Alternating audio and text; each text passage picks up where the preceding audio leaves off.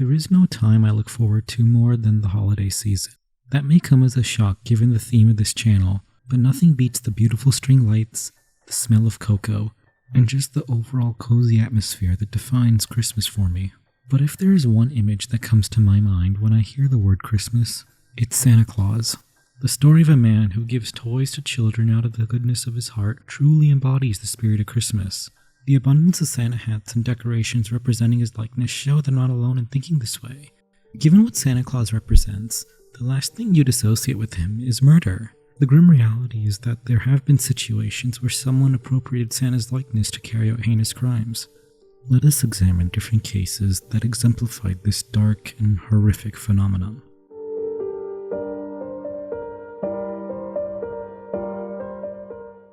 Adolf Laudenberg was born in Lexington, Kentucky in 1929 to parents John Theodore Laudenberg and Lucille Hall. Very little is known about Adolf's childhood, but here is what we do know. His father worked as a butcher, while his mother tended to the house. She passed away while Laudenberg was a child. At a young age, he became very passionate about fashioning walking canes, often gathering older discarded wood from which he would make them. It was a hobby that would stick with him all throughout his life, well into his elderly years. When he became 18, Laudenberg became a part of the American World War II effort, serving as a construction worker for naval units in Trinidad. There, he met his future wife, Annelle, and her adopted son.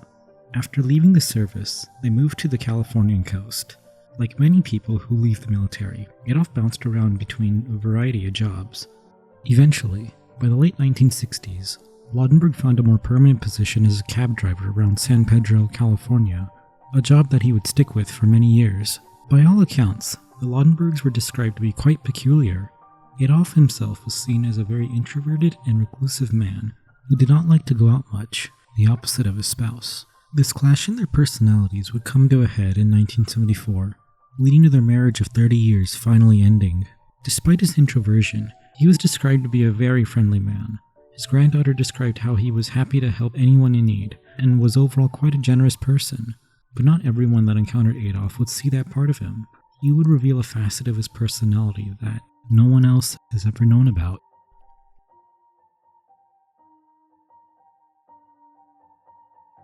Over the years, due to his position as a cab driver, Laudenberg had a lot of time to explore and familiarize himself with the San Pedro area. This includes parts of San Pedro known for their prevalence in crime, but more importantly for Laudenberg, the parts of the city that do not receive a lot of police attention. This provided him with a prime opportunity to indulge in his darker thoughts, and Laudenberg did not hesitate.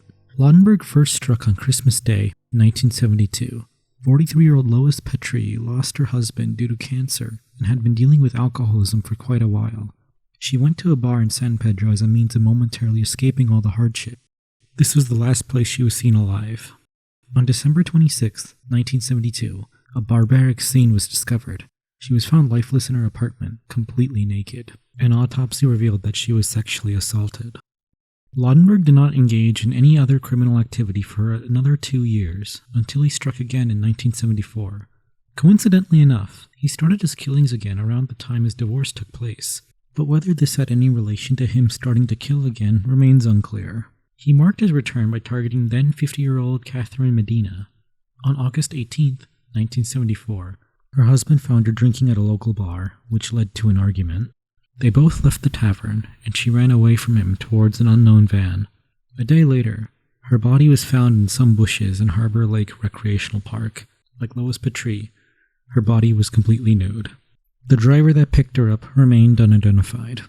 2 weeks later, on September 4th, 1974, at 7 o'clock a.m., 54-year-old Ann Felch's body was found by a construction worker along Westmont Drive in San Pedro.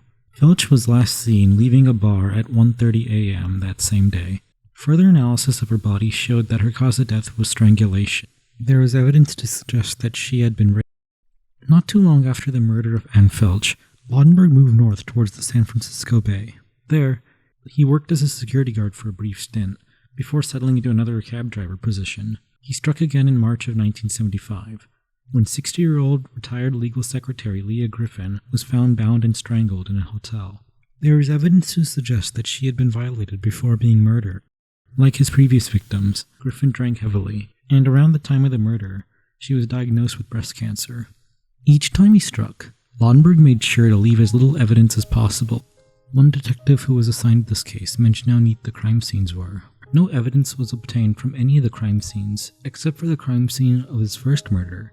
DNA samples were collected from where Lois Petrie was murdered. He also was very careful in planning the actual murders. You see, a common thread between all of Laudenberg's victims was that they were all older middle-aged women who hung out at bars, places he was familiar with due to his time as a cab driver. After Griffin's murder, Laudenberg, for reasons unknown, stopped his spree of violence. Though he may no longer be actively murdering, the hunt to catch the strangler was just beginning.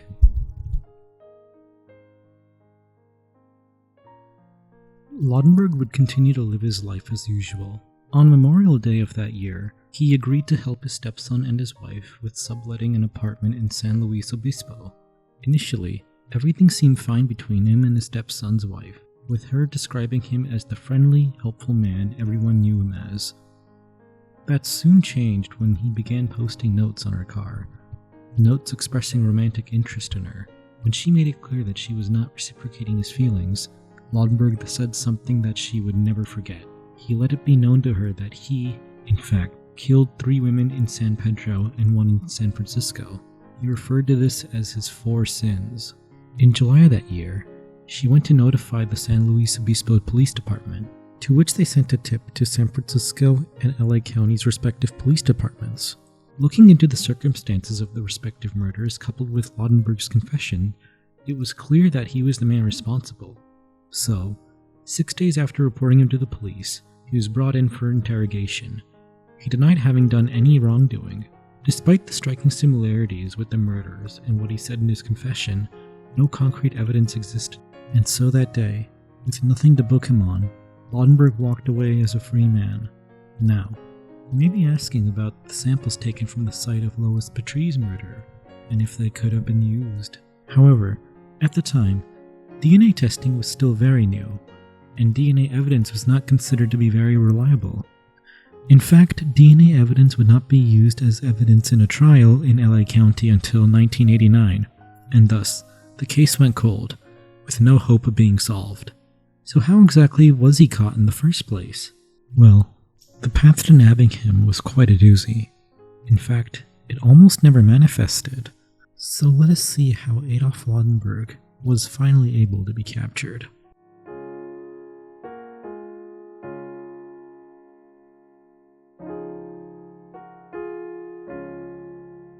After the interrogation, Laudenberg moved all the way back to Kentucky for a bit. While there, he would take up his old hobby of whittling walking canes, a hobby that he would bring with him when he moved back to LA. He became a bit of a local celebrity in the area due to his hobby, with him being featured in the LA Times in 1991 holding one of his creations. He lived his life as routinely and regularly as you or me, with those around him being none the wiser about what he did back in the 70s. In 2003, he would reveal his depraved history to another one of his family members. He told his granddaughter about the murders, but this time he described them in far greater detail. He described how he would use his bare hands to strangle his victims to death. He emphasized to her repeatedly that he killed and raped 4 women when he was in California. His granddaughter, Renee, immediately called the police and told a detective specific details about the murders that could have only come from the killer themselves. This really reignited interest in the case. Now, it was a matter of really seeing if Laudenberg was their man. Luckily, the sample that they collected back in 1972 was still in police hands, ready to be tested. The issue now was seeing how they could physically acquire a DNA sample from Laudenberg. Though California law now requires those arrested for a felony to submit a DNA sample via cheek swab, this was not the case back in 2003. Back then, a warrant was required to obtain DNA samples so that they could be used as evidence admissible in court. Detectives also feared that Laudenberg might skip town if he realized that he was under investigation. As such, detectives needed to see how they could acquire not just any kind of DNA sample from him, but also a DNA sample that was considered to be completely discarded and out in the open, akin to how the sample from 1972 was obtained. And so, they hatched a plan. Their plan was that, essentially, an undercover officer would present themselves as a law enforcement official investigating a burglary issue taking place in his area. Since Laudenberg was living in a mobile home, they did not know where exactly they could find him. It took about 3 months to actually track him down, and that was only after they received a tip from a local. The investigation team was finally able to make contact with him. Once they touched base and the situation was explained to him, Laudenberg suggested that he and the undercover officer would meet at a local donut shop. Their mission now was to try to obtain a sample from a disposable coffee cup that he was drinking out of. Though the conversation started smoothly enough, Laudenberg asked the officer if he was there to discuss the murders. It seemed that Laudenberg started getting cold feet, and he soon decided to just leave. The plan unraveled, and it seemed as though their plan to finally bring justice to his victims was shot. However, Laudenberg actually forgot his cup. His DNA was now there for law enforcement to analyze. The sample was examined alongside the 1972 sample, and it came back as a match. Shortly after the results came back, Laudenberg was arrested. He was charged for first-degree murder for Lois Patrice's death. News of this cold case being resolved was shocking to everybody that knew him. The media took note of Laudenberg's appearance and gave him a very new and infamous moniker, one that he is still known by to this day, the Santa Strangler. The trial against him took place 3 years later. Laudenberg, who was 80 at the time, was wheeled into the courtroom on a gurney. He became much more frail and infirm. On the stand, he professed his innocence. However, it only took the jury to deliberate for a day before he was found guilty. Laudenberg was sentenced to life in prison for the murder of Lois Patrice.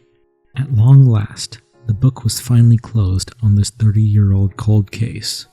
Though Adolf, when confessing to his granddaughter, only confessed to 4 murders, it is believed by law enforcement and other investigators that he may be responsible for 2 additional murders, both taking place in San Francisco.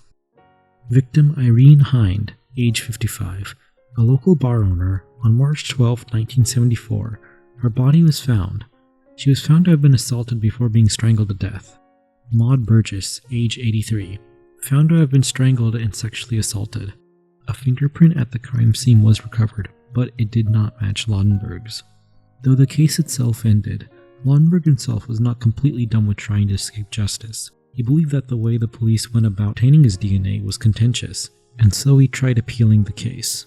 Police argued that items that were thrown away were actually considered to be public policy. The Court of Appeals sided with the police.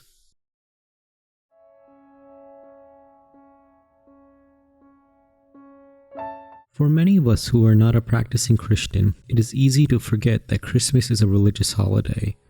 Usually we just go straight to opening presents and gorging on chocolate, but the 25th of December is seen by Christians as a day to remember and celebrate the Nativity of Jesus Christ.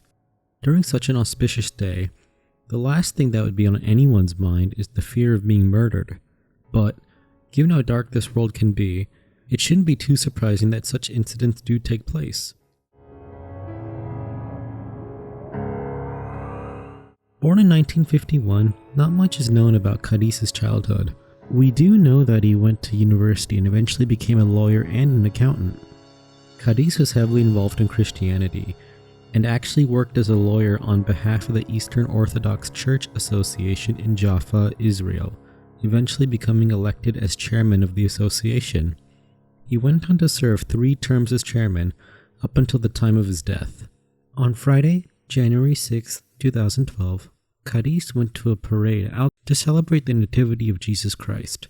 In the Eastern Orthodox calendar, Jesus was said to be born on January 7th, due to how that calendar observes Christmas Day 13 days ahead of the date on the new calendar, which is the one currently in use by most sects of Christianity.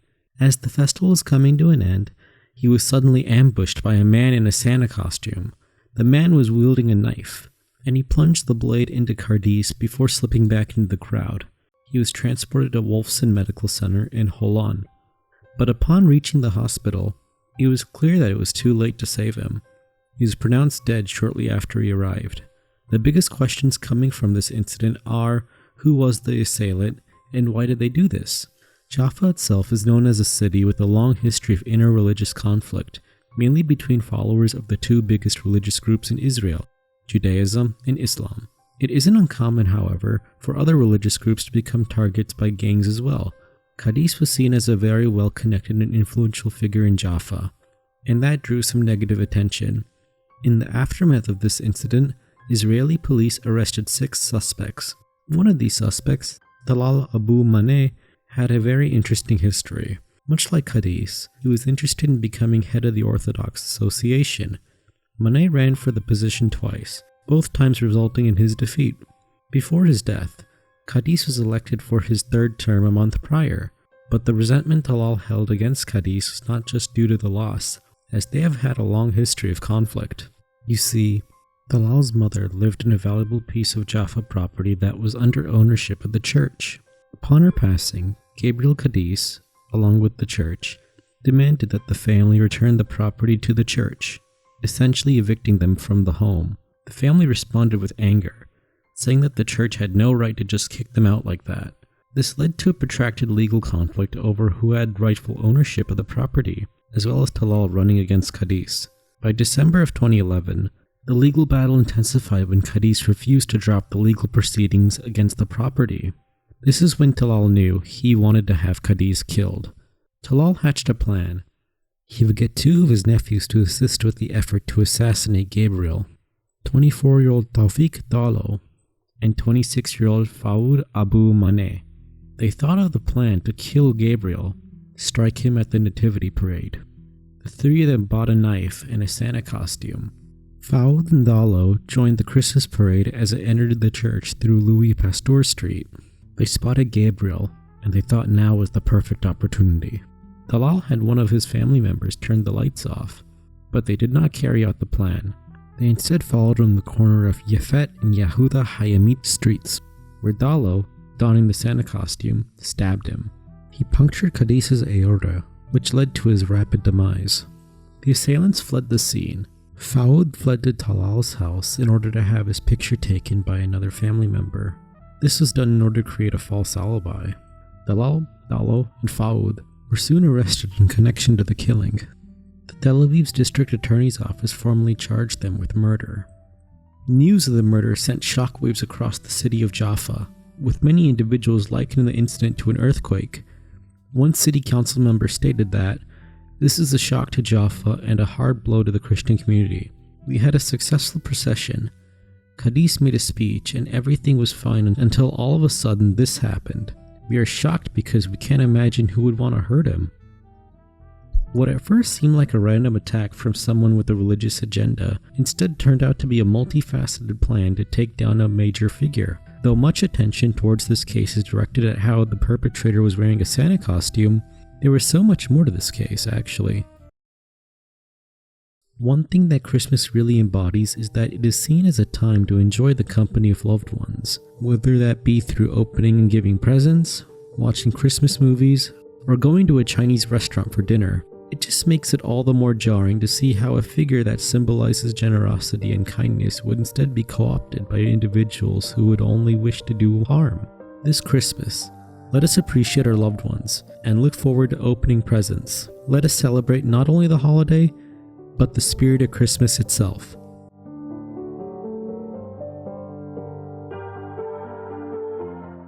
I wanted to give a heartfelt thank you for making it to the end.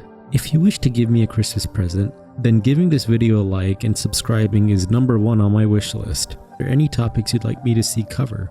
Also, if you want updates regarding my content, link to my Twitter in the bio. Be sure to share this video as well.